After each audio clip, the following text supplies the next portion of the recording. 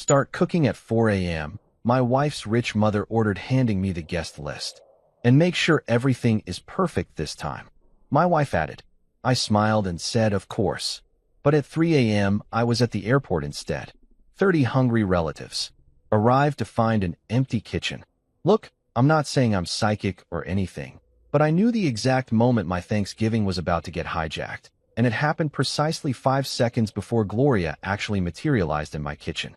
That's how long it took for her perfume to announce her arrival. Some unholy combination of expensive floral notes and what I can only describe as the scent of impending doom mixed with Chanel No. 5. The fragrance wafted through my house like a chemical weapon, giving me just enough warning to plaster on my best fake smile before the door swung open without so much as a courtesy knock. Because apparently when you're Gloria Hartfield Montgomery, doors are merely suggestions and privacy is for peasants. She strutted in wearing what had to be a designer pantsuit that probably cost more than my car payment, her heels clicking against my tile floor with the authority of a judge's gavel. Everything about Gloria screamed, I'm in charge here. From her perfectly coiffed silver hair that hadn't moved since 1987 to the way she held her Hermes purse like it was both a fashion statement and a potential weapon. My mother-in-law didn't just enter rooms. She conquered them, planted a flag, and immediately started reorganizing the furniture in her mind. Marcus, darling, she said, and I use the term darling loosely here because the way she said it sounded more like peasant or disappointment. She didn't wait for me to respond before whipping out a piece of paper from her purse that unfolded like one of those magician's scarves that just keeps coming and coming. I'm talking 3 full pages of single-spaced, color-coded instructions that looked like it had been drafted by a team of lawyers and reviewed by the Pentagon. Here's the menu for Thanksgiving, she announced, sliding the manifesto across my kitchen counter like she was serving me court papers. I've taken the liberty of organizing everything by course, cooking time, and dietary restrictions. You'll need to start cooking at 4 a.m. sharp. 4 a.m., she said it the way dictators announce curfews, with absolutely zero room for negotiation or, basic human consideration for the fact that 4 in the morning is a time that should only exist for bakers, serial killers, and people catching international flights. I stared at the list, watching the words blur together into what looked like a recipe for a complete mental breakdown, served with a side of deep-fried resentment. 4 a.m., I repeated, hoping maybe I'd misheard, that she'd actually said 4 p.m., or better yet, for never o'clock. Just kidding. We're ordering pizza. Yes, 4 a.m., Gloria confirmed, adjusting her reading glasses that hung on a pearl chain around her neck. The turkey alone takes 6 hours, and that's if you actually know what you're doing. The implication hung in the air like her perfume. Thick, suffocating, and impossible to ignore. Before I could formulate a response that wouldn't get me immediately divorced, Clara appeared from the living room. And I swear my wife had this gleam in her eye that I recognized from every rom-com where the protagonist realizes they're in over their head. She sided up next to her mother with a smile that would have been adorable if it wasn't currently being weaponized against my sanity. And make sure everything's perfect this time, honey, Clara added, reaching over to squeeze my arm in what I'm sure she thought was an encouraging gesture but felt more like a mob boss reminding me they know where I live. Perfect. The word hung there like an accusation. This was coming from the woman who once managed to burn cereal. And I'm not talking about oatmeal on the stove. I'm talking about regular cold cereal that she somehow decided to warm up in the oven and then forgot about for 45 minutes until the smoke alarm staged an intervention. This is the same person who thought al dente was an Italian rapper and once asked me, in complete seriousness, if you could substitute baking soda for baking powder because they're basically the same thing. Right? But sure, she wanted Michelin star perfection from yours truly, the guy who learned to cook out of sheer survival necessity, because the alternative was a lifetime of wondering whether dinner would be edible or a fire hazard. I looked down at the list again, really taking it in this time. Herb-roasted turkey with a compound butter that apparently required ingredients I'd need a passport to find. 3 types of potatoes, mashed, roasted, and some fancy gratin situation that required a mandolin slicer I definitely didn't own. Green bean casserole, but not the normal kind with French's fried onions that every sane American makes. No, this one required fresh haricots verts, because Gloria refuses to call them green beans like a normal person, and homemade crispy shallots. There was a whole section dedicated to pies. Pumpkin, pecan, apple, and something called a rustic pear galette that sounded like it required a French pastry degree. This is for 30 people, I said, doing the mental math and feeling my blood pressure spike with each calculation. 32, actually, Gloria corrected, because of course she did. Aunt Meredith is bringing her new boyfriend. And you know how Cousin Jennifer always brings those dreadful children who eat like linebackers. I smiled. I smiled so hard I thought my face might crack and fall off in pieces on my kitchen floor. It was the kind of smile you see in hostage videos, where the person is trying to blink, help, in Morse code with their eyes while their mouth says everything is fine. Of course, I heard myself say, my voice sounding weirdly calm considering my internal monologue was currently screaming at a frequency only dogs could hear. I'd be happy to. Happy. What a word. What a complete and utter lie wrapped up in 2 syllables. Inside my head, I was already drafting my escape plan. Maybe I could fake food poisoning, or a sudden allergy to turkey that mysteriously developed overnight. Perhaps I could stage my own kidnapping. Surely that was less traumatic than peeling enough potatoes to feed what was essentially a small militia. I wondered if there was still time to join the witness protection program or fake my own death and start a new life in Belize where nobody knew what a rustic pear galette was. Gloria was still talking, something about napkin folding techniques and how the table's centerpiece needed to be elegant but not pretentious, which was rich coming from a woman who once corrected someone's grammar at a funeral. Clara was nodding along enthusiastically, probably already planning her Instagram photo shoot with captions like, "Blessed to have such an amazing husband," and family traditions, conveniently leaving out the part where I'd be functioning on 2 hours of sleep and sustained entirely by spite and coffee. I looked at both of them standing in my kitchen, their kitchen now, apparently, and felt the weight of what they were really asking. This wasn't about Thanksgiving dinner. This was about unpaid manual labor disguised as family obligation, served with a side of guilt and garnished with passive-aggressive comments. These 32 rich relatives who were coming didn't just want food. They wanted a show, a performance, something they could judge and compare to last year, while simultaneously acting like I should be grateful for the opportunity to serve them. Because nothing, and I mean absolutely nothing, says holiday spirit, quite like being voluntold to cook for an army of people who think seasoning is something poor people do, and that saying thank you is optional when dealing with family. Gloria smiled at me one more time, patted my cheek like I was a golden retriever who'd just learned a new trick, and click-clacked her way back toward the door, her perfume lingering long after she left like a warning or a threat. I stared at that list for a solid minute after they both left, and I realized with stunning clarity that I had 2 choices. I could spend the next week slowly losing my mind while preparing a feast for people who wouldn't appreciate it, or I could do something crazy. Spoiler alert, I chose crazy. But that's a story for another chapter. That evening, I found myself standing in our living room experiencing what I can only describe as an out-of-body moment, watching my life spiral into a Norman Rockwell painting directed by someone who clearly hated me. Clara was curled up on our couch with her laptop, bathed in the soft glow of Pinterest's infinite scroll of domestic perfection, making these little excited gasps every time she found a new table setting that looked like it required an engineering degree and the patience of a Buddhist monk to recreate.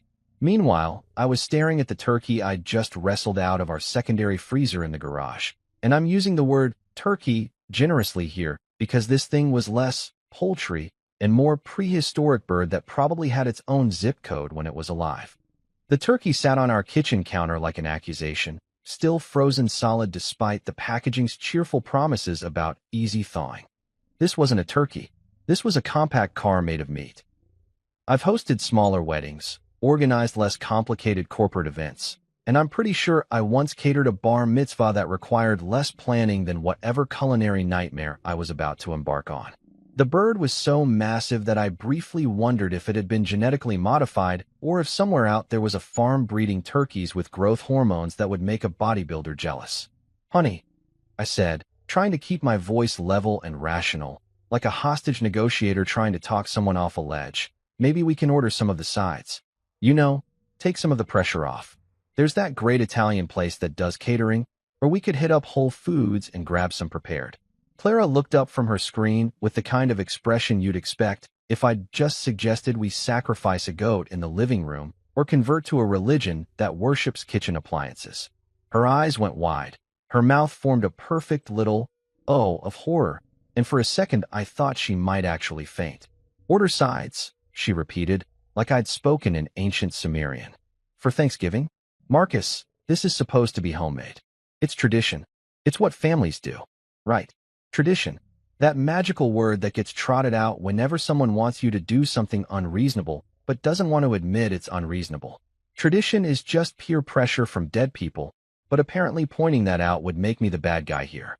I bit back about 17 different responses, all of which would have ended with me sleeping on the couch, or worse, being volunteered for Christmas dinner too. "Just thinking out loud," I said, retreating into the kitchen before I could say something that would get me in actual trouble. I pulled out my phone to look at Gloria's list again, hoping maybe I'd hallucinated the worst parts, or that some of the items would have magically disappeared. No such luck. If anything, looking at it again made it worse because now I could actually process the sheer insanity of what was expected. That's when Gloria's first text came through. It was 7:47 p.m., barely 3 hours since she'd left my house, and already she was back with helpful reminders.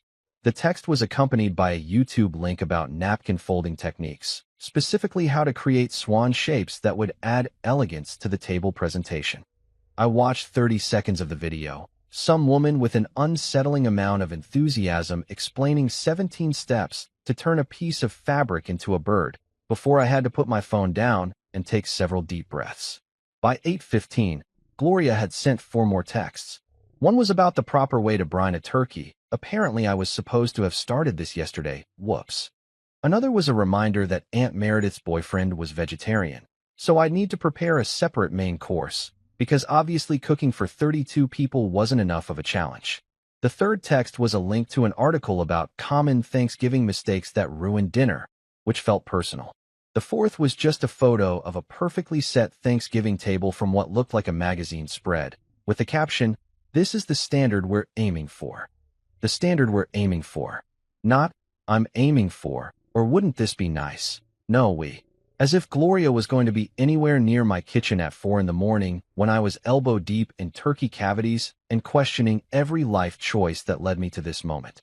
I put my phone face down on the counter and pulled out the calculator app because I'd reached the point where I needed cold, hard math to confirm what my gut already knew. I was completely screwed. I started calculating how many hours it would take to peel enough potatoes to feed 32 people. The answer, after factoring in the 3 different potato dishes Gloria had demanded, was approximately forever. Maybe longer. I need to peel somewhere in the neighborhood of 25 pounds of potatoes, and that wasn't counting the inevitable ones I'd have to throw out because I'd cut too deep or discovered they'd gone bad or simply lost the will to continue. Then there were the green beans. Do you know how long it takes to trim 2 pounds of fresh green beans by hand? Because I didn't, but I was about to find out, and I had a feeling the answer was going to make me want to weep. And the pies. Oh God, the pies. 3 different types, all with homemade crusts because apparently store-bought pie crust was taking the easy way out. According to Gloria's text number 6, which had just buzzed through. Clara called out from the living room, her voice bright with excitement. "Babe, come look at this table runner I found. It's perfect. It's got little embroidered turkeys and fall leaves, and it's only $140. $140 for a piece of fabric that would have cranberry sauce spilled on it within minutes of dinner starting." I closed my eyes and counted to 10, then 20, then gave up on counting and just stood there feeling my soul slowly deflate like a sad balloon at a kid's party 3 days after the actual birthday. My phone buzzed again. Text number 7 from Gloria. "Don't forget the turkey needs to rest for at least 30 minutes after cooking. Plan accordingly." As if I wasn't already planning every minute of my life for the next 72 hours like I was orchestrating a military operation or coordinating a moon landing. I opened the fridge to see what we already had and immediately regretted it. The turkey was going to take up every available inch of space once it thawed, which meant I'd need to reorganize everything, probably purge half the contents, and explain to Clara why her collection of half-empty condiment bottles and mysterious Tupperware containers from 3 weeks ago needed to go. That was going to be a fun conversation, right up there with maybe we should order sides, in terms of suggestions that would go over like a lead balloon. Marcus. Clara's voice again, still cheerful, still oblivious to my descent into madness. Can you come here for a sec? I walked back into the living room, where she had her laptop turned toward me, showing me a split-screen comparison of two nearly identical table centerpieces. Which one do you like better? The one with the white pumpkins or the orange ones? I'm thinking the white is more elegant, but the orange is more traditional, and I just can't decide. They looked exactly the same to me, but I knew better than to say that. The white ones, I said, because white seemed safer, more neutral, less likely to lead to a 45-minute discussion about color theory and seasonal aesthetics. Clara beamed like I'd just solved world peace. That's what I was thinking.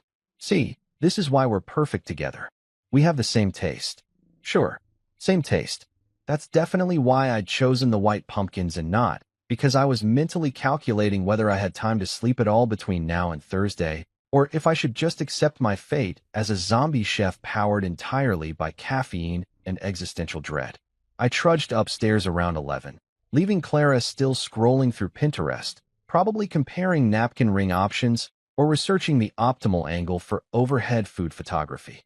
I climbed into bed and stared at the ceiling, my mind racing through mental checklists and prep schedules and increasingly elaborate fantasies about natural disasters that would cancel Thanksgiving. Please, I whispered to the ceiling, to God, to the universe, to whatever cosmic force might be listening. Please let the oven explode before dawn. Just a small explosion. Nothing that would hurt anyone, just enough to make cooking impossible. Is that too much to ask? The ceiling, predictably, didn't answer. My phone buzzed on the nightstand, Gloria's text number 9, probably reminding me about something else I was going to mess up. I didn't even look at it. I just closed my eyes and tried to remember what it felt like to be happy, to have hobbies, to exist in a world where Thanksgiving was just a nice day off work and not a multi-day endurance test of my sanity and marriage. No such luck on that explosion, by the way. The oven worked perfectly, because of course it did. The universe has a terrible sense of humor like that. The alarm went off at 5:30 a.m., which is an absolutely unholy time to be conscious unless you're a farmer, a baker, or someone who's made a series of regrettable life decisions that led to marrying into a family that thinks Thanksgiving is a competitive sport. I slapped the snooze button so hard I'm surprised my phone survived, but the damage was done. I was awake, and the reality of what I had to do today came flooding back like a nightmare you can't shake off even after you've opened your eyes. By 6 in the morning, I was standing in the parking lot of Savamart, which is what passes for a supermarket in our suburban hellscape, watching the automatic doors slide open with all the enthusiasm of a convicted man walking toward the electric chair. The store had that weird early morning energy where everything felt slightly off, like I'd entered a parallel dimension where the normal rules of society didn't quite apply. There were exactly 4 other people in the entire place. An elderly man buying a single banana, a woman in pajama pants who looked like she was shopping in her sleep, a college kid still drunk from last night grabbing Gatorade and aspirin, and me, the idiot about to buy enough food to supply a small nation. I grabbed a shopping cart from the lineup near the entrance, and naturally, because the universe has a sixth sense of humor and clearly has it out for me, I got the one cart in the entire store with a broken wheel. You know the type. The one that doesn't roll so much as it lurches violently to the left like it's trying to escape, making this god-awful squeaking sound that echoed through the empty aisles like a dying seagull. I tried swapping it out for another cart, but apparently at 6 in the morning, all the good carts are taken by the smart people who got here early, leaving only the island of misfit shopping carts for losers like me. So there I was, wrestling this 3-wheeled disaster through the produce section, trying to load it up with enough vegetables to feed an army while simultaneously fighting to keep the cart moving in a straight line. I grabbed celery, onions, carrots, fresh herbs that cost more per ounce than gold, and those fancy shallots that Gloria had specifically requested because apparently regular onions are for peasants. Every time I put something in the cart, it would lurch forward or sideways, nearly taking out a display of organic apples that were marked up to prices that should have required a loan application. The turkey section was its own special circle of hell. I'm talking industrial freezers the size of coffins, stacked with birds of every conceivable size. I needed the biggest one they had. Actually, I needed two of the biggest ones they had, plus a smaller one for backup because Gloria's list had specified planned for hearty appetites and leftovers. I wrestled these frozen monuments to excess into my cart, and I swear the cart actually groaned under the weight, the broken wheel now squeaking even louder in protest.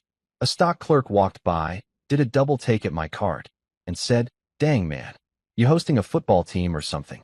Just Thanksgiving dinner." I replied, my voice flat with the resignation of someone who'd already accepted their fate. He let out a low whistle and kept walking, probably going back to tell his coworkers about the crazy dude buying enough turkey to feed a battalion. I didn't even care. I was beyond shame at this point. Shame requires energy, and I needed to conserve every ounce I had for the actual cooking marathon that was looming in my near future. Next came the potatoes.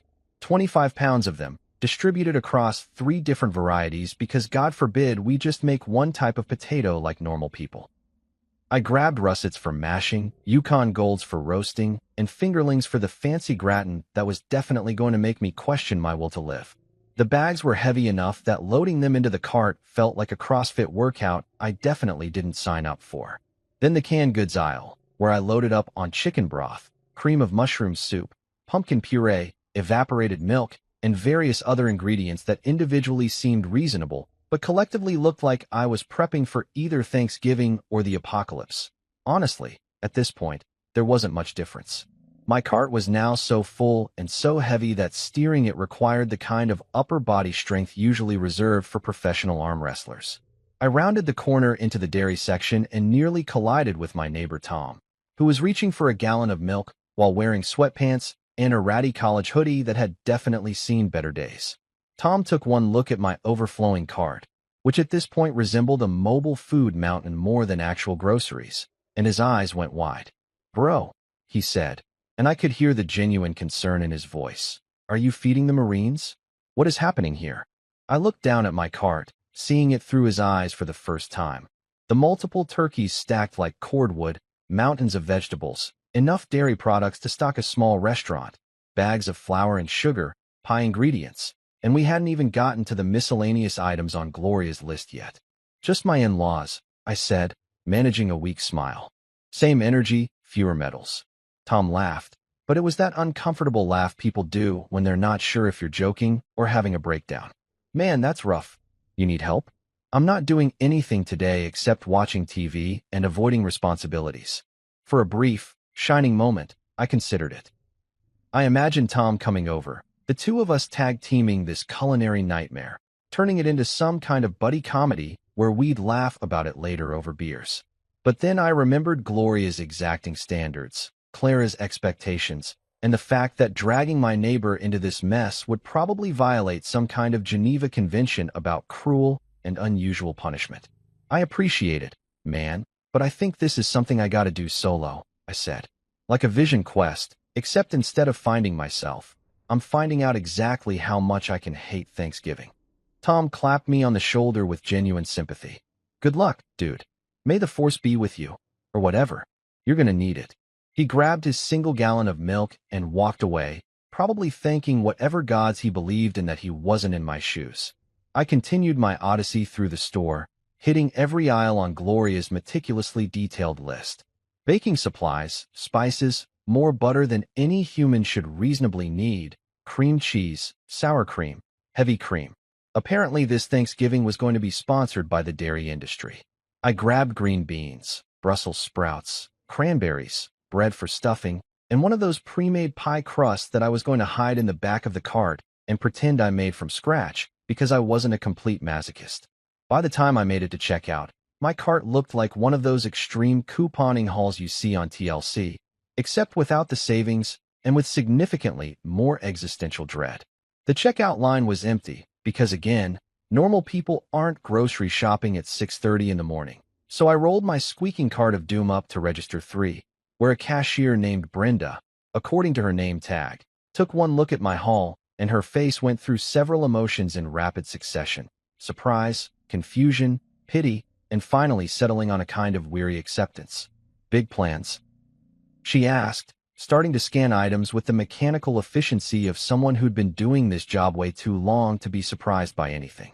"Thanksgiving," I said. Cooking for 32 people. 32. Brenda stopped scanning for a moment to look at me with what I can only describe as genuine concern. Honey, are you okay? Do you need me to call someone? I'm fine. I lied, watching the total on the register climb higher and higher with each beep. This is fine. Everything is fine. Everything was not fine. The total kept climbing, past 200, past 500, past 1,000, and I watched my bank account mentally crying in the corner. When Brenda finally announced the grand total of $1,247.83, I actually felt lightheaded. That was my car payment. That was a mortgage payment. That was a small vacation, a new TV, or approximately a million other things I'd rather spend that money on than ingredients for a meal that would be consumed in 20 minutes by people who probably wouldn't even say thank you. I handed over my credit card with shaking hands, and Brenda gave me these pity eyes that said, I've seen some things in my life, but this might be the saddest. Even the card readers seemed judgmental, taking an extra long time to process the transaction like it was trying to give me one last chance to back out, to come to my senses, to remember that I was a human being with rights and dignity. The receipt printed out in 3 separate sheets, longer than most CVS receipts, a comprehensive documentation of my descent into madness. I loaded everything into my car, which required Tetris-level spatial reasoning to make it all fit, and drove home with my trunk so full of groceries that my car was riding low like I was smuggling something illegal across state lines. By the time I pulled into my driveway, my back hurt from all the lifting, my wallet was crying itself to sleep, and my soul had officially requested early retirement, possibly with disability benefits. I sat in my car for a solid minute, staring at my house, knowing that inside waited even more work, more stress, and a wife who was probably already planning the Instagram caption for food that didn't exist yet. This was fine. Everything was fine. I'd only lost $1,000 and several years off my life expectancy. What could possibly go wrong from here? Spoiler alert, literally everything. Wednesday afternoon rolled around with all the inevitability of a freight train heading toward a car stalled on the tracks, and I found myself standing in my kitchen surrounded by more ingredients than a professional cooking show. Except nobody was going to edit out my mistakes or give me a cheerful soundtrack to make this experience seem fun. The counter space had disappeared entirely under bags of groceries. The turkeys were thawing in a bathtub situation I'd rather not discuss. And I had approximately 36 hours to transform this chaos into a meal that would satisfy Gloria's impossibly high standards without poisoning anyone or having a complete mental breakdown. The odds were not in my favor. Clara had positioned herself at the kitchen table with her laptop, a glass of wine that was way too generous for 3 in the afternoon, and what she called her supervisory role. Now, I'm not a linguist or anything, but I'm pretty sure supervisory implies some level of actual work or contribution. But in Clara's world, it apparently meant sitting there looking pretty while scrolling through her phone and occasionally glancing up to offer commentary that ranged from unhelpful to actively detrimental to my sanity. "How's it going, honey?" she asked, not looking up from what appeared to be an Instagram story about someone's artisanal cheese board. She was wearing yoga pants and an oversized sweater, the universal uniform of women who have no intention of doing anything productive but want to look cute while not doing it. "Great," I said through gritted teeth, currently engaged in a wrestling match with a butternut squash that had the density of a bowling ball and approximately the same level of cooperation. I was trying to peel this orange monster without losing a finger, which was harder than it sounds because squash are naturally slippery and the peeler I was using had clearly been designed by someone who hated humanity. Just peachy, living the dream. I'd been at this for 3 hours already, and I'd barely made a dent in Gloria's list. The kitchen looked like a bomb had gone off in a farmer's market. Vegetable peelings covered every surface. I'd already gone through 2 dish towels, and there was this sticky film on everything that I couldn't identify but suspected was some combination of butter, flour, and my will to live slowly evaporating into the air. "You're so good at this," Clara said, finally looking up with a smile that would have been endearing if I wasn't currently sweating through my 3rd shirt of the day. "I could never do what you're doing. It's like you were born to cook." "Right, born to cook. Because nothing screams natural talent like being voluntold to prepare a feast for 3 dozen people with approximately 0 training beyond what I'd picked up from YouTube videos and sheer desperation.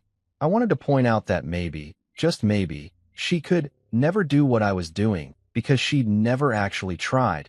But that seemed like the kind of observation that would lead to a fight, and I needed to conserve my energy for the actual cooking, not for defending my position that kitchen duties shouldn't automatically fall to one person just because they demonstrated basic competence once.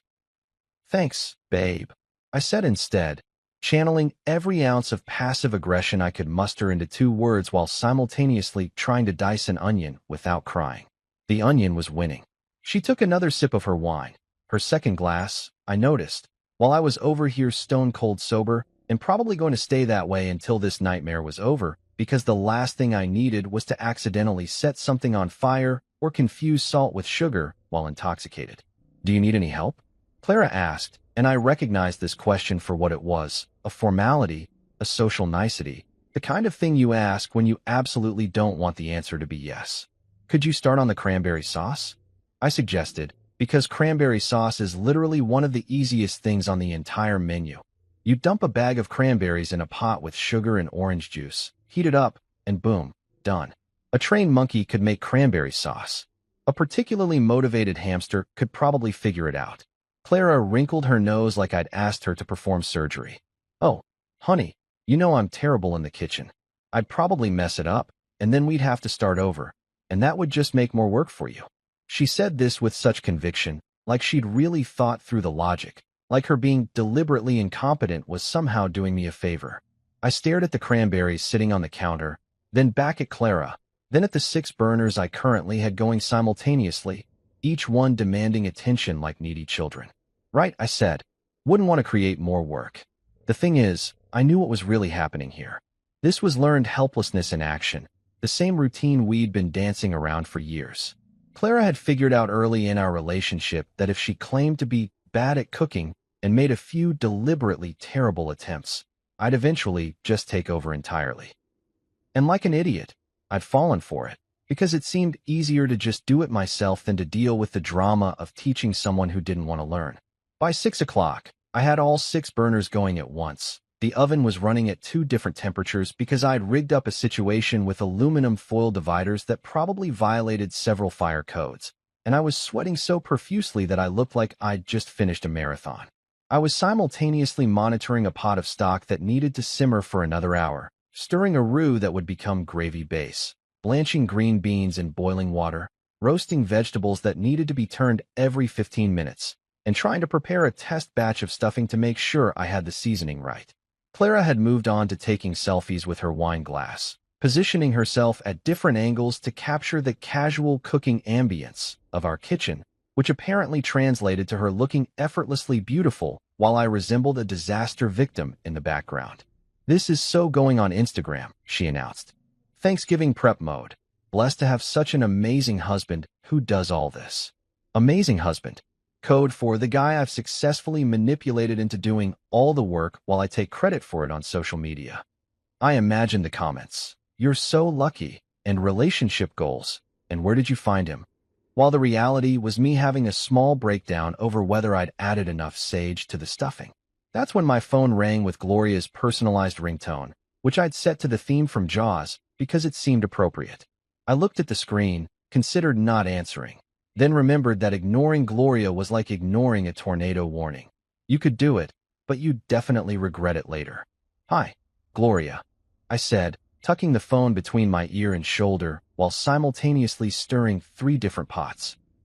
Marcus, darling, I have a teensy tiny little problem, she said, and I knew immediately that teensy tiny in Gloria speak meant catastrophic disaster that I'm about to make your problem. I just found out that Melissa's son, you remember little Timothy, such a precious child. Well, it turns out he's developed some food allergies. Little Timothy was 17 years old, 6'2", and about as precious as a rattlesnake, but I kept that observation to myself. Okay, I said slowly, already feeling the dread pooling in my stomach. What's he allergic to? Oh, just a few things, Gloria said breezily, like she was discussing the weather. Gluten, dairy, nuts, and shellfish. So obviously the menu will need some adjustments. I looked at the counter, at the 12 hours of prep work I'd already done, at the stuffing that was literally made of bread, at the cream-based dishes, at the pecan pie I'd already assembled. "Gloria," I said, my voice remarkably calm considering I was internally screaming. "You're telling me this now? After I've already started cooking?" "Well, Melissa only just texted me, darling. She's very apologetic about it." Gloria's tone suggested that Melissa's apology somehow made this acceptable, like saying sorry made up for completely appending an entire menu with less than 48 hours notice. "So what exactly do you expect me to do?" I asked, watching Clara look up from her phone with mild interest, like she was watching a reality show instead of witnessing her husband's sanity slowly disintegrating. "Just redo the dishes that have those ingredients," Gloria said, as if this was the most reasonable request in the world. "Make alternative versions. Surely that's not too difficult for someone with your skills." "Sure. Just redo half the menu. No problem. Let me just invent time travel real quick. Or maybe I could clone myself.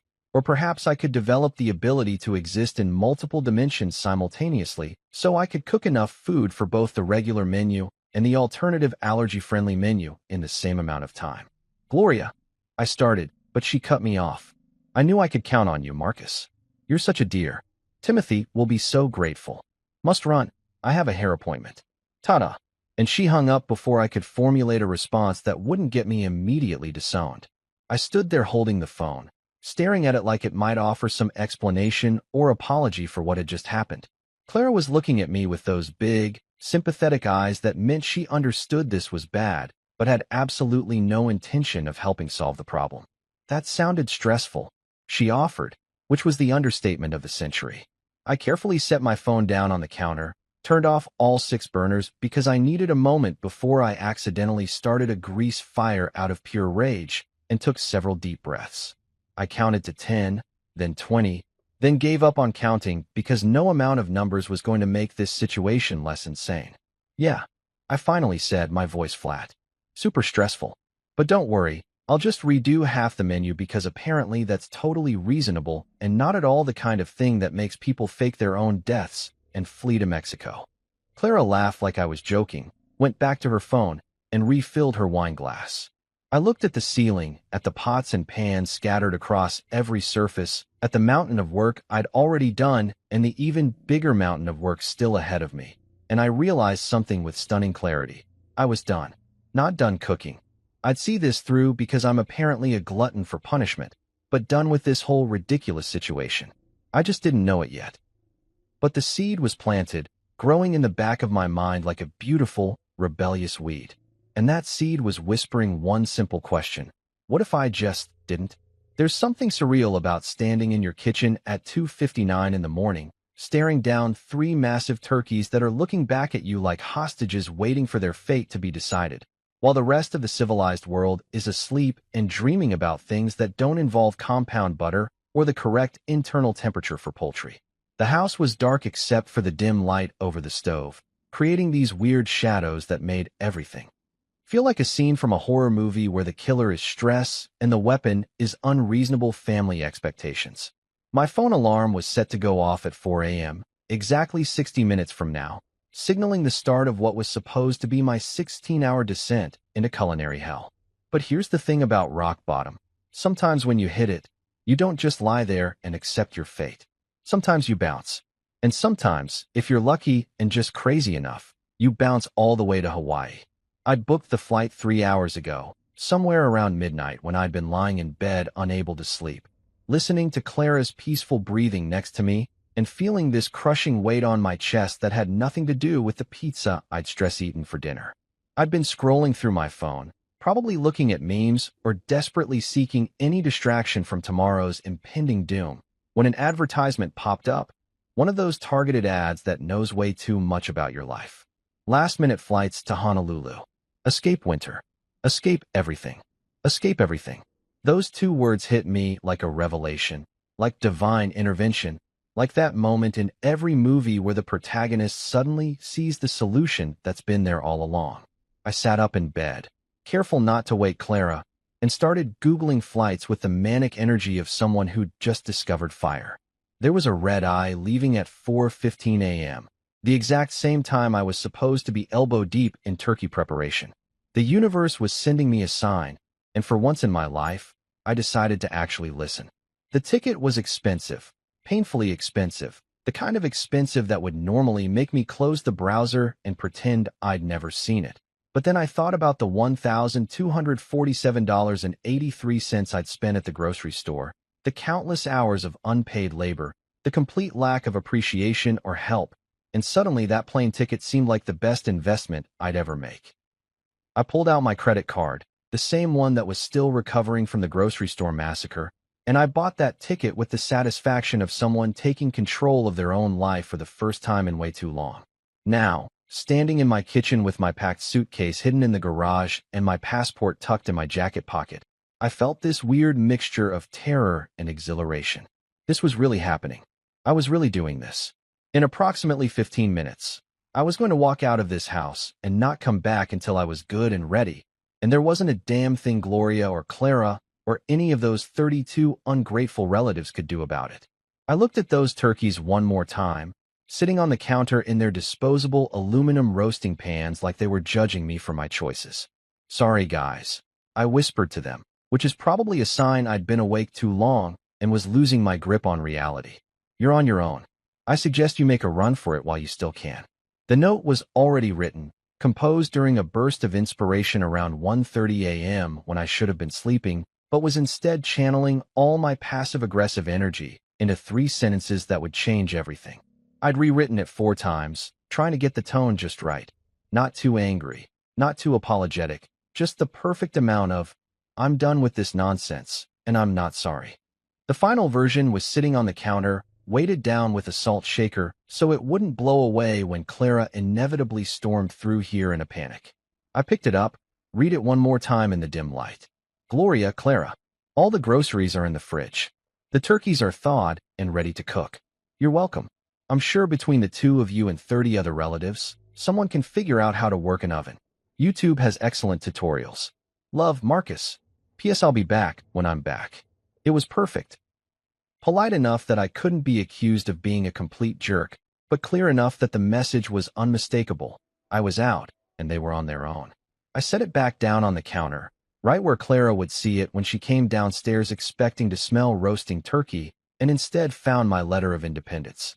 I did a final sweep of the house, making sure I hadn't forgotten anything critical. Passport, check. Wallet, check. Phone and charger, check. Sunscreen that I'd panic bought from Amazon at 2 in the morning, check. My suitcase had been packed for hours, filled with shorts, t-shirts, and absolutely nothing that Gloria would consider appropriate attire. I was going to spend the next few days wearing clothes that would give my mother-in-law heart palpitations, and I couldn't wait. The clock on the microwave read 3:03 a.m. time to go. I grabbed my jacket from the hook by the door, picked up my suitcase from where I'd stashed it in the garage, and took one last look at my kitchen, at the industrial-sized containers of chicken broth, the mountains of vegetables that would probably go bad before anyone figured out what to do with them, the fancy ingredients that Gloria had insisted were absolutely essential. All of it sitting there, a monument to wasted effort and misplaced expectations. Good luck with all that, I said to the empty room, and I meant it. They were going to need it. I closed the door behind me as quietly as possible, loaded my suitcase into my car, and sat in the driver's seat for just a moment, my hands on the steering wheel, feeling the weight of what I was about to do. This was crazy. This was irresponsible. This was possibly the most impulsive thing I'd ever done in my entire carefully planned, risk-averse life. And it felt absolutely incredible. The drive to the airport was surreal. Empty highways at 3 in the morning, street lights creating pools of orange light in the darkness, and me with this grin on my face that probably made me look like a lunatic, but I didn't care. I turned the radio up loud, some classic rock station playing Journey's "Don't Stop Believin'," and I sang along at the top of my lungs because why not? I was free. For the first time in days, maybe weeks, maybe months, I felt like I could actually breathe. Airport parking at 3:30 in the morning is a weird experience. There's barely anyone around, just a few other desperate souls catching early flights, and the whole place has this liminal quality like you've stepped outside of normal time. I grabbed my suitcase, locked the car, and walked toward the terminal with the confidence of someone who'd finally figured out that you can't set yourself on fire to keep other people warm. Check-in was smooth, almost suspiciously smooth, like the universe was rewarding me for finally growing a spine. The TSA agent looked at my ticket, looked at me, and raised an eyebrow. Hawaii, huh? Lucky you. You have no idea, I said, and I meant it more than he could possibly understand. I made it through security with 20 minutes to spare before boarding. I found my gate, settled into one of those uncomfortable airport chairs that seemed designed specifically to make you appreciate airplane seats by comparison, and pulled out my phone. I had it on silent, but I could see the notifications starting to pile up already. My alarm had gone off at 4. The alarm I'd set days ago when I was still naive enough to think I was actually going to cook this meal. Clara had probably heard it, rolled over, wondered why I wasn't in bed, and then gone back to sleep assuming I'd already started cooking. She was in for a surprise. By the time boarding started, I had 17 missed calls and 23 text messages. I didn't read them. I didn't need to. I could imagine exactly what they said. Confusion, then panic, then anger, then probably some combination of all three mixed with guilt-tripping and demands that I come home immediately. But here's the thing about demands. They only work if you're around to hear them. I boarded the plane, found my seat, middle row, middle seat, but I didn't even care, and settled in with the satisfaction of someone who just pulled off the greatest escape since Steve McQueen jumped that fence on a motorcycle. The flight attendant came by to check that my seatbelt was fastened, and I gave her the biggest, most genuine smile I'd managed in weeks. As the plane taxied down the runway, I looked out the window at the city lights getting smaller below us, and I thought about what was happening back at my house right about now. Clara would have found the note. She would have screamed my name into the empty house, her voice echoing off the walls. She would have called Gloria in a panic, and Gloria would have shown up in her Mercedes wearing her pearls and her fury like matching accessories. And those turkeys, those 3 massive, uncooked turkeys, would just be sitting there on the counter, a monument to my rebellion and their complete inability to take care of themselves for even one meal. The plane lifted off, and I felt this weight lift off my shoulders with it. I ordered a coffee from the flight attendant, terrible airplane coffee that tasted like it had been brewed sometime during the Reagan administration, and I raised my cup in a silent toast to myself, to freedom, to finally choosing my own sanity over everyone else's expectations. When the sunrise started painting the clouds outside my window in shades of pink and orange, I took out my phone one last time before I'd turn it off for real. I opened up the camera, snapped a selfie of me grinning like an idiot with the sunrise behind me, and typed out one message to the family group chat that Gloria had created specifically for Thanksgiving coordination. Thanksgiving in paradise. Tell Gloria the turkey's her problem now. Airplane palm tree. Then I turned off my phone, reclined my seat as far as it would go in economy, and closed my eyes. For the first time in what felt like forever, I fell asleep with a smile on my face, dreaming not of turkeys and timers, but of beaches and freedom and the revolutionary concept of actually enjoying a holiday for once. Best stuffing I never made. Now, I wasn't there to witness what happened next, obviously, because I was somewhere over the Pacific Ocean enjoying the world's worst airplane coffee and the world's best life decision. But I heard about it later from multiple sources, each one more gleeful than the last to fill me in on the absolute chaos that erupted back home. Apparently, Carmen, Clara's sister who'd always been the cool one in the family, recorded half of it on her phone because she recognized comedy gold when she saw it. The group chat I'd muted became a documentary of disaster, and honestly, hearing about it secondhand while sitting on a beach drinking something with a tiny umbrella in it made the whole experience even better. According to Carmen's play-by-play, Clara woke up around 6:30 a.m., which was already later than she should have if she was expecting me to have everything under control. She'd apparently stretched, rolled over, noticed my side of the bed was empty, and assumed I was downstairs being the dutiful husband chef she'd taken for granted. She'd probably smiled to herself, already composing the Instagram caption in her head about how blessed she was to have a man who'd wake up at 4 in the morning to cook for her family. The delusion was strong with that one. She'd shuffled downstairs in her pajamas, the expensive silk ones she'd bought specifically for Thanksgiving morning photos, expecting to be hit with the smell of roasting turkey, fresh coffee, and whatever other magical aromas are supposed to fill a house during holiday cooking. Instead, she was hit with silence, the cold reality of an empty kitchen, and my notes sitting there on the counter like a breakup letter, which in a way, I guess it was. Carmen said Clara just stood there for a full 30 seconds, staring at the note like it was written in ancient hieroglyphics, her brain refusing to process what her eyes were clearly seeing. She read it once, twice, 3 times, as if maybe the words would rearrange themselves into something that made more sense, something that didn't mean what it obviously meant. Then, according to Carmen, who'd arrived early to help, which really meant gossip and drink coffee, Clara let out a scream that could have shattered glass. Marquise. The sound apparently echoed through the entire house, through the neighborhood, possibly reaching low Earth orbit. She screamed my name like I was going to materialize out of thin air and tell her this was all some elaborate prank, that the cameras were going to come out, and we'd all have a good laugh about it.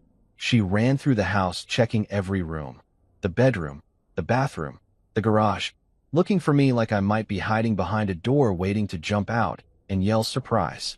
When the reality finally sank in that I was actually, genuinely gone, Clara did what any self-respecting woman in crisis does. She called her mother. At 6:47 a.m. on Thanksgiving morning, Gloria's phone rang with the kind of news that would make any controlling mother-in-law's blood pressure spike to dangerous levels. "He's gone," Clara had shrieked into the phone, her voice reaching frequencies that probably disturbed wildlife. "Marcus is gone. He left a note. There's no food. The turkeys are just sitting here. Mom, what are we going to do?" Gloria, from what I heard, went through her own stages of grief in rapid succession. Denial. "What do you mean he's gone?" "Check the garage." Anger. "That ungrateful little." Bargaining. "Call him right now and tell him we'll order some sides." Depression. A moment of silence as the reality hit, and finally landing on her default setting. Fury mixed with damage control. She told Clara she'd be there in 20 minutes, hung up, and apparently violated several traffic laws getting to our house in her Mercedes, because nothing motivates Gloria quite like a crisis that makes her look bad in front of her social circle. She arrived at 7:03 a.m., a full 12 minutes faster than Google Maps said was possible, wearing a designer pantsuit, full makeup, and her pearls, because apparently Gloria's response to a family emergency is to dress like she's attending a board meeting. She stormed into the house with the energy of a 5-star general surveying a battlefield, took one look at the uncooked turkeys, the note, and Clara's tear-streaked face, and said with the kind of cold fury that could freeze hell, "He what?" But there was no time for a proper meltdown, because relatives started arriving at 8:30 a.m., rolling up in their luxury SUVs and European sedans, dressed in their Thanksgiving finest, expecting to be greeted with mimosas and appetizers and the warm, inviting smell of a feast being prepared by yours truly. Instead, they walked into what Carmen later described as a war room where the war was already lost. Uncle Gary was the first to arrive, bless his heart, walking in with a bottle of wine and his usual oblivious cheerfulness. He took one look at the situation, Gloria pacing like a caged tiger, Clara on the verge of a breakdown, and the very obviously uncooked turkeys sitting there like evidence at a crime scene, and said, "So, are we ordering pizza, or what?" The look Gloria gave him could have killed a lesser man. "We are not ordering pizza, Gary. This is Thanksgiving. We have standards." "Yeah, but do we have food?" Gary countered, because Uncle Gary had always been my favorite for a reason. He didn't care about impressing anyone or maintaining some ridiculous standard of perfection. He just wanted to eat and watch football, which honestly seemed like the most reasonable approach to Thanksgiving I'd ever heard. More relatives kept arriving in waves. Aunt Meredith with her vegetarian boyfriend who nobody liked. Cousin Jennifer with her 3 kids who immediately started asking where the food was. Clara's grandmother who was confused about why there weren't any appetizers. And about 24 other people I'd spent weeks planning to feed. The house filled up with voices, questions, confusion, and a growing sense of panic as people started realizing that not only was there no food ready, there wasn't going to be any food ready for hours, if at all. Carmen told me that Gloria had tried to take charge, delegating tasks like a cruise ship captain trying to keep the Titanic afloat after it hit the iceberg. She'd thrust the turkey at Aunt Patricia and said, "You cook this one." Patricia had looked at the 20-pound bird like Gloria had handed her a live grenade. I don't know how. I've never cooked a turkey." "Well, learn." Gloria had snapped, pulling out her phone.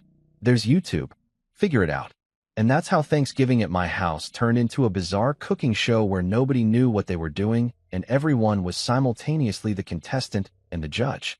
People were frantically Googling things like how to cook a turkey and can you cook a frozen turkey? One of them was apparently still frozen solid. And how long does it take to make mashed potatoes? The kitchen descended into chaos. Too many cooks literally spoiling the broth, plus everything else. Cousin Michael tried to help by offering to deep fry a turkey in the backyard, which sent Gloria into a panic about house fires and property values. Someone burned the green beans because they forgot about them while arguing about the proper oven temperature. The mashed potatoes turned into soup because nobody knew you were supposed to drain the water before mashing. The fancy gratin plan became a Pinterest fail of epic proportions, looking like something you'd find at a crime scene rather than on a dinner table. Uncle Gary, bless him, kept suggesting they just order pizza or Chinese food or literally anything that didn't require this level of incompetence and stress. Each time he suggested it, Gloria would shoot him down with increasing hostility, clinging desperately to the idea that they could salvage this disaster and maintain some semblance of dignity. Spoiler alert, they couldn't. By noon, when the food should have been at least halfway done, they'd managed to get one turkey in the oven. Nobody was sure at what temperature because 3 different people had adjusted it and had created a mountain of dirty dishes that rivaled my prep work from the day before. The house smelled like burnt vegetables and broken dreams. People were getting hangry, the kids were having meltdowns, and someone had accidentally used salt instead of sugar in the pie, which wouldn't be discovered until dessert. Carmen sent me updates throughout the day, each text more hilarious than the last. Aunt Patricia just called the turkey help hotline. Gloria is crying in the bathroom. Someone set off the smoke alarm for the 3rd time. Uncle Gary ordered pizza anyway, and he's my new hero. Dinner, which was supposed to be served at 2 p.m., finally made it to the table at 9:13 p.m., a full 7 hours late. It was less of a feast and more of a buffet showcasing every possible cooking mistake known to humanity. Turkey that was simultaneously dry and undercooked in places, sides that ranged from burnt to inedible, and a general atmosphere of defeat that hung over the table like a storm cloud. Carmen's final text of the night was a photo of the dinner table, which looked like a war zone, with the caption, "This is what happens when you take your chef for granted. Marcus, you're a legend and I salute you." Meanwhile, I was on a beach watching the sunset, drinking something tropical that was definitely more alcohol than juice, and feeling absolutely zero guilt about any of it. I raised my glass toward the ocean, toward home, toward the disaster I'd left behind, and whispered, "You're welcome for the lesson, ladies. Class is now in session." The thing about Hawaii that nobody really prepares you for is how aggressively beautiful it is. Like the entire state is trying way too hard to prove that paradise actually exists and isn't just some made-up concept designed to sell vacation packages and screensavers. I'd landed in Honolulu around 10:30 a.m. local time, which was already mid-afternoon back home, right around when the disaster was probably reaching its peak crescendo. And the moment I stepped off that plane and felt the warm tropical air hit my face, I knew I'd made the right choice. The air smelled like flowers and ocean and freedom, which is a combination that should be bottled and sold as an antidepressant. By noon, I was checked into a hotel that was way nicer than anything I would have normally splurged on. But screw it. I just saved myself approximately 16 hours of manual labor and a potential stress-induced heart attack, so I figured I'd earned it. The room had a balcony overlooking the ocean, a king-sized bed that I didn't have to share with anyone's expectations, and most importantly, absolutely zero relatives within a 3,000-mile radius. It was glorious. I changed into shorts, bright tropical print ones that I'd bought at the airport gift shop because I'd packed in such a rush that I'd forgotten half my clothes. And these shorts were objectively ridiculous. We're talking flamingos wearing sunglasses level of ridiculous, the kind of shorts that Gloria would have taken one look at and declared disrespectful to the institution of fashion itself. They were perfect. I paired them with a t-shirt that said Aloha Beaches because I'm apparently 12 years old when left to my own devices, and I headed down to the beach like a man on a mission to forget that responsibility existed. The beach was everything those tourism commercials promised and more. White sand that squeaked under my feet, water so blue it looked fake, and palm trees swaying in the breeze like they were personally welcoming me to paradise. I found a lounge chair under an umbrella, claimed it as my new kingdom, and stretched out with the kind of satisfaction that can only come from knowing you've successfully escaped a nightmare of your own creation. That's when Maria appeared, the waitress from the beach bar who would become my personal hero over the next few days. She walked over with a smile that suggested she'd seen plenty of mainlanders having various types of crises and knew exactly how to handle them. "You look like you need a drink," she said, which was possibly the most perceptive thing anyone had said to me in months. "You have no idea," I replied, and before I could even order, she disappeared and came back 3 minutes later with a coconut. An actual coconut with the top cut off, a straw sticking out, and what I could only assume was enough rum to make me forget my own name. "First one's on the house," Maria said with a wink. "You've got that look." "What look?" I asked, taking the coconut and immediately appreciating the weight of it in my hands, the realness of it, the fact that it represented the complete opposite of everything I'd left behind. "The look of someone who just escaped something," she said, adjusting her visor. "We see it a lot here. Hawaii's basically where people come when they need to remember they're human beings and not just someone's employee, spouse, or servant." I almost cried. I actually felt my eyes getting wet, and I had to take a sip of the coconut drink to cover up the fact that a kind word from a stranger had nearly broken me. The drink was incredible, sweet and strong and tasting like vacation should taste, like every tropical fantasy you've ever had condensed into liquid form. "You're good at your job," I told Maria, and she laughed and went back to the bar, leaving me alone with my coconut and my thoughts and the sound of waves that were way more soothing than any white noise machine had ever been. My phone had been buzzing in my pocket since approximately 5 minutes after I'd turned it back on at the airport, and I'd been ignoring it with the dedication of someone who'd earned the right to be unreachable. But curiosity, that terrible, dangerous thing, finally got the better of me around 1:30 p.m., and I pulled out my phone to see what fresh hell awaited me in my notifications. 73 missed calls. 73. I had to check twice because surely that number couldn't be right. But nope. Between Clara, Gloria, and various relatives who I'd literally never received a phone call from in my entire life, they'd managed to blow up my phone like I was some kind of fugitive who'd stolen the crown jewels instead of just a guy who'd decided not to cook Thanksgiving dinner. The texts were a journey through the 5 stages of grief, all compressed into my message inbox. Clara started out confused. "Where are you?" And "Marcus, this isn't funny." Then progressed to panicked. "Please come home." And "Everyone's asking where you are." And finally landed on angry. "How could you do this to me?" And "My mother is having a breakdown." Gloria's texts were shorter, but somehow more threatening, like she was texting in all caps, even when she wasn't. There were messages from cousins I'd met maybe twice, Aunt Patricia asking if I had the recipe for cranberry sauce, and Uncle Gary with a simple "Dude, I respect it." Oncoming fist. I scrolled through them all, sipping my coconut drink, feeling absolutely nothing but a mild amusement at the chaos I'd caused by simply refusing to participate in my own exploitation. These people had my number, literally and figuratively, and they'd been calling it in for years, expecting me to just show up and perform without question, without appreciation, without even basic human consideration.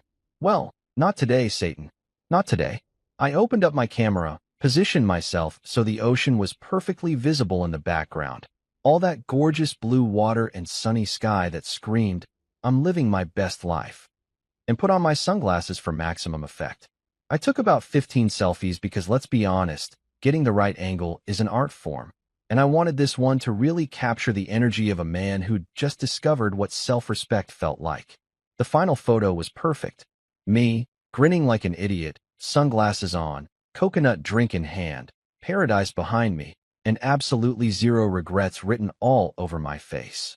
I opened the family group chat, the one Gloria had created called Hartfield Family Thanksgiving 2024, with like 40 people in it, and I typed out my magnum opus, my Declaration of Independence, my middle finger disguised as a friendly update. "Thanksgiving in paradise. Tell Gloria the turkey's her problem now. Desert Island airplane hibiscus." I hit send and watched the little delivered notification pop up, imagining the chaos that was about to erupt when everyone saw it. Clara would probably throw her phone. Gloria would demand someone track my location. Uncle Gary would laugh his ass off. I didn't care. I was 3,000 miles away, holding a coconut with rum in it, and their opinions couldn't reach me here. Then I did something I should have done hours ago. I held down the power button on my phone and turned it completely off. Not on silent, not on airplane mode, but completely off, watching the screen go dark with the satisfaction of someone closing the door on a chapter of their life that had seriously overstayed its welcome. Another round. Maria appeared again, eyeing my empty coconut. Absolutely, I said. And keep them coming. I'm celebrating. Celebrating what? She asked, taking the empty coconut. My divorce from family obligation, I said, and she laughed like she'd heard that one before, but still appreciated it. The rest of the afternoon passed in a blissful blur of tropical drinks, warm sunshine, and the revolutionary concept of doing absolutely nothing because I wanted to do absolutely nothing. I watched other tourists, families building sandcastles, couples walking hand in hand, solo travelers reading books, and I realized that none of them looked stressed. Nobody was checking their watch every 5 minutes or mentally calculating cooking times or worrying about whether their mother-in-law would approve of their napkin folding technique. They were just existing, being human, enjoying the moment without turning it into some performative exercise in perfection. What a concept! Around sunset, I walked down to the water and stood there with my feet in the ocean, watching the sky turn those impossible shades of orange and pink that make you understand why people write poetry and paint pictures and generally lose their minds over nature. The water was warm, the sand was soft, and I felt this overwhelming sense of peace that I hadn't experienced in months, maybe years, if I was being honest with myself. I thought about Clara back home, probably still angry, definitely embarrassed, hopefully starting to realize that maybe she'd taken me for granted. I thought about Gloria, her perfect Thanksgiving ruined, forced to confront the reality that you can't just delegate everything to other people and expect them to smile through it. I thought about all those relatives eating burned turkey and soupy mashed potatoes, learning the hard way that good food doesn't just magically appear. Someone has to make it, and that someone deserves appreciation. But mostly, I thought about myself, about how I'd spent years being the person who just went along with everything, who never rocked the boat, who cooked the turkey at 4 in the morning because that's what was expected. And I realized that somewhere along the way, I'd forgotten that I was allowed to say no, allowed to have boundaries, allowed to choose myself for once. I raised my hand toward the ocean, toward the sunset, toward everything beautiful and peaceful and far away from dysfunctional family dynamics, and I gave a little salute. Here's to freedom, I said to nobody in particular, or maybe to myself, or maybe to every poor bastard who's ever felt obligated to set themselves on fire to keep other people warm. For once in my life, I was perfectly seasoned, not with herbs or spices or Gloria's ridiculous compound butter, but with peace. And it tasted better than any Thanksgiving dinner ever could. You know that saying about how you can't put the toothpaste back in the tube? Well, turns out you also can't unabandon Thanksgiving dinner without creating a viral family scandal that spreads faster than food poisoning at a potluck. By Friday morning, when I finally turned my phone back on, partially to check if I still had a marriage and partially to order room service, because apparently unlimited tropical drinks make you forget that food is necessary for survival, I discovered that I hadn't just escaped Thanksgiving. I'd accidentally created a legend. The notifications hit me like a tidal wave, except instead of water it was screenshots, memes, and group chat messages that had multiplied like rabbits while I'd been blissfully disconnected from reality. Apparently, the Great Thanksgiving Disaster of 2024, as it was now being called in multiple family group chats, had achieved a level of infamy usually reserved for celebrity scandals and political meltdowns. I'm talking cousins I hadn't spoken to since the Obama administration suddenly sliding into my DMs with crying laughing emojis and messages like, "Dude, you're a legend."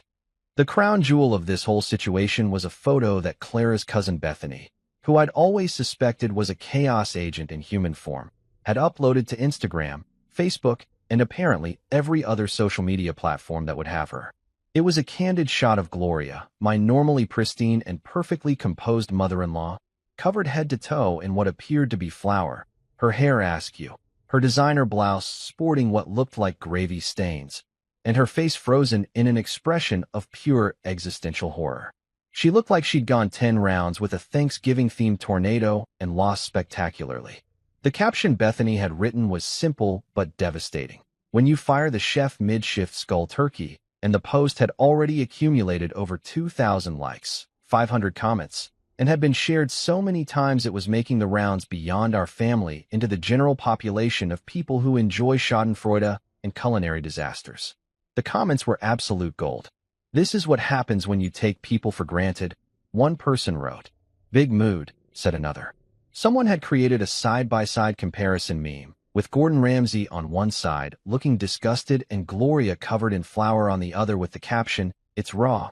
And I'm not ashamed to admit I screenshot that one for my personal collection. Another comment read, "I need the full story because this photo is sending me." And Bethany, bless her chaotic heart, had responded with a play-by-play that made the whole thing sound like a sitcom episode directed by someone who hated everyone involved. But the piece de resistance, the thing that made me actually laugh out loud while sitting on my hotel balcony eating papaya and living my best life, was a TikTok video that someone's teenage daughter had made. It was a dramatic reenactment of the whole situation set to that Cooking by the Book song from Lazy Town, except she'd edited it with clips of kitchen disasters, Gordon Ramsay insults, and what appeared to be actual footage someone had taken of the chaos in my kitchen. The video had 1.3 million views and counting. The top comment said, "The husband is my spirit animal, and I hope he's living his best life." And honestly, same. My phone rang while I was still scrolling through the digital wreckage of my family's dignity, and I saw Carmen's name flash across the screen. Carmen, who'd been sending me updates throughout Thanksgiving like she was a war correspondent embedded in enemy territory, and who'd made it clear from the beginning that she was Team Marcus all the way. "Please tell me you've seen the photos," she said the second I answered, not even bothering with a greeting. I could hear the barely contained laughter in her voice.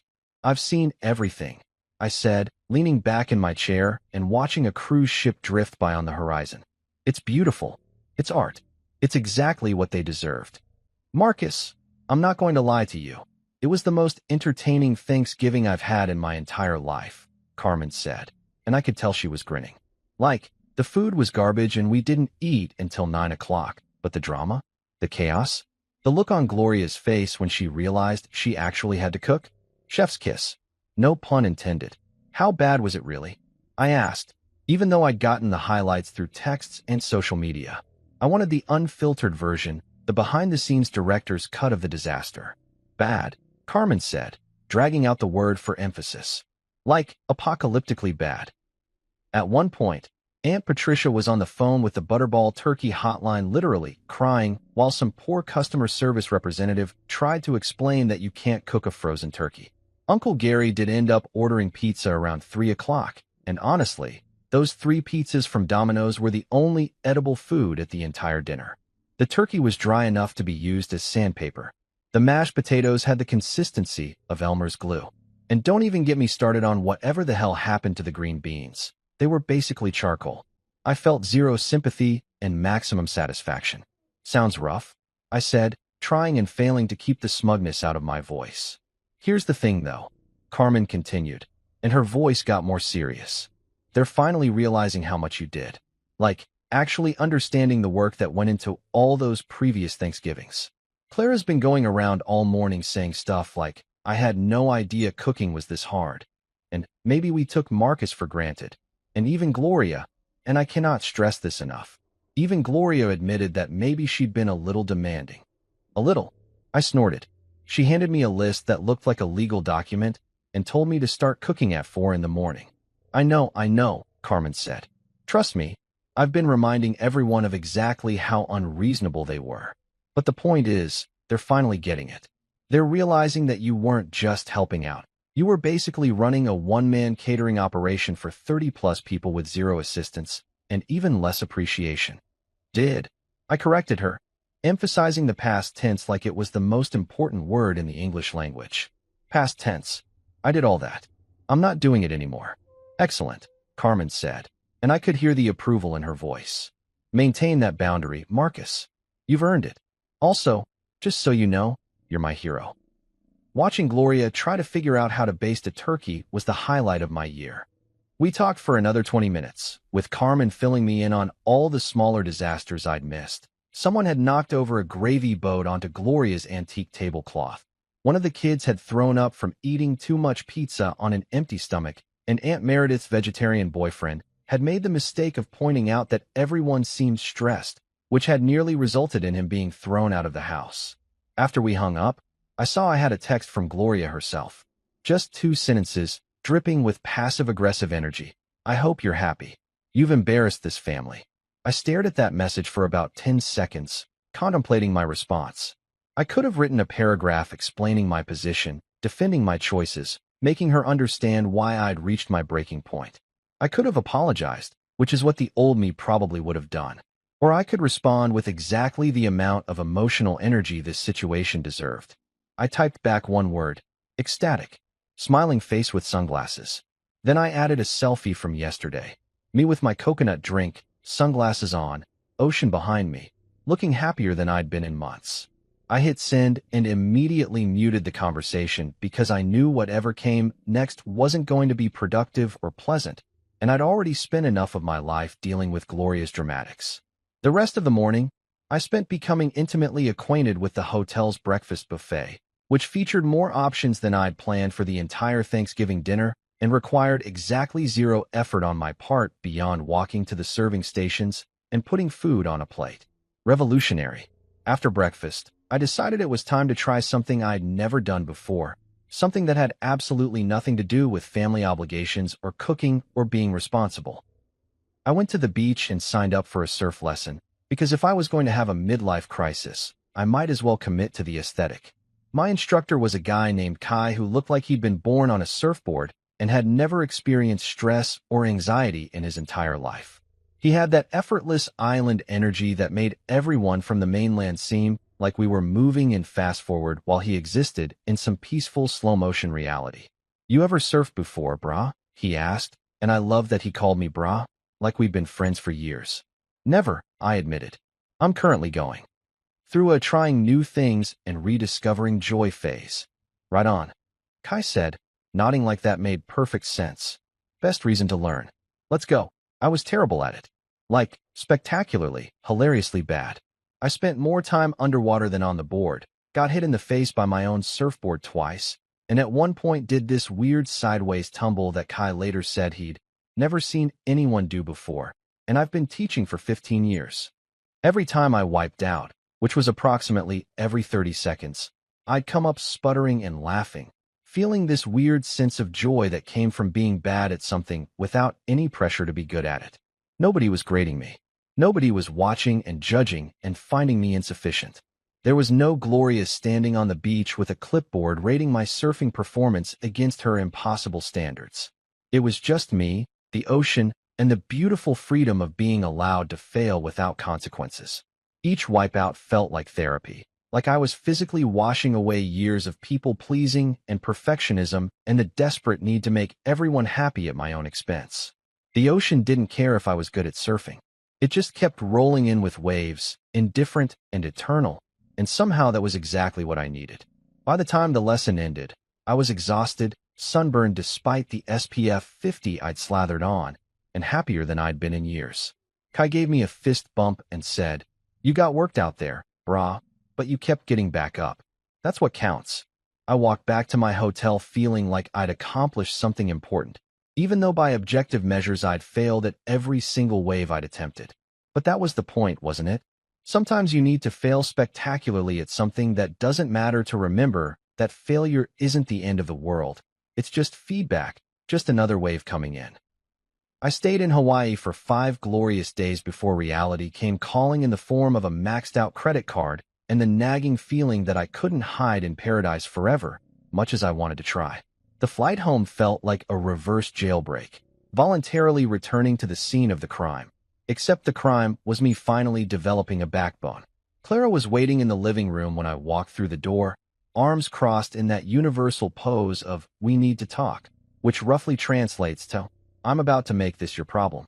She'd clearly rehearsed whatever speech she was about to deliver, probably workshopped it with Gloria over multiple phone calls and glasses of wine. "You humiliated me," she said, her voice tight with anger and something that might have been hurt if I squinted hard enough. "Everyone was asking where you were. My mother was mortified. Do you have any idea what you put us through?" I set my suitcase down slowly, taking my time, because I'd learned something important in Hawaii. I didn't owe anyone a rushed response anymore. Technically, I said, keeping my voice level. I just didn't show up to be humiliated myself. There's a difference. Before Clara could respond, the front door burst open, because apparently knocking is still for peasants. And Gloria stormed in wearing her full battle regalia of designer clothes and righteous indignation. "Marcus," she announced like a judge pronouncing sentence, "I demand an apology. What you did was completely unacceptable." And I walked to the kitchen, opened the freezer, and pulled out one of the turkey legs I'd bought during my grocery store marathon a week ago. I held it up like Exhibit A in my defense case. "Here you go, Gloria," I said with a smile that was probably 40% spite and 60% exhaustion. "You can start cooking it at 4 a.m.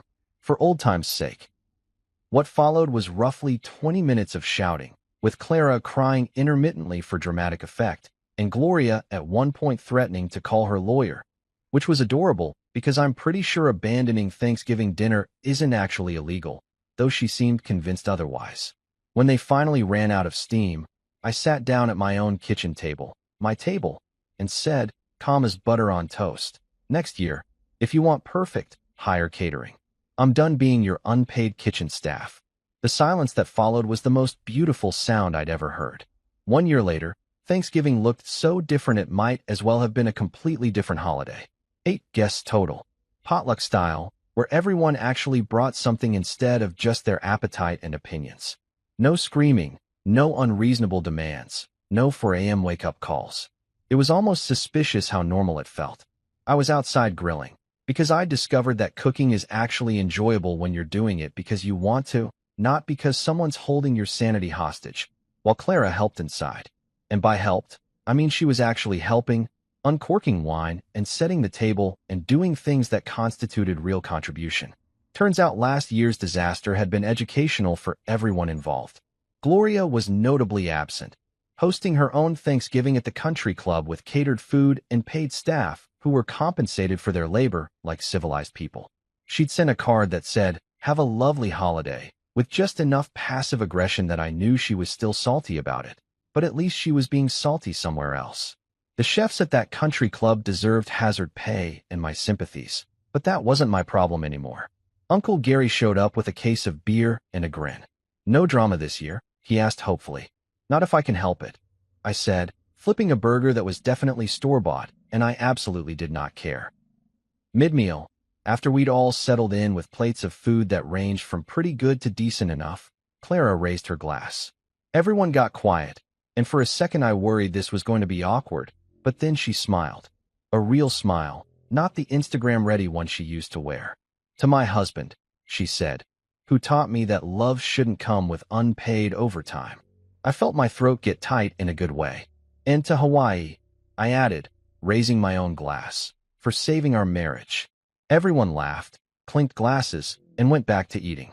The turkey wasn't perfect, it was actually a little dry, but the piece was immaculate. Nobody criticized, nobody complained, nobody expected miracles from one person while contributing nothing. And for the first time in years, maybe ever, I didn't wake up at 4 a.m. The world kept spinning just fine without it.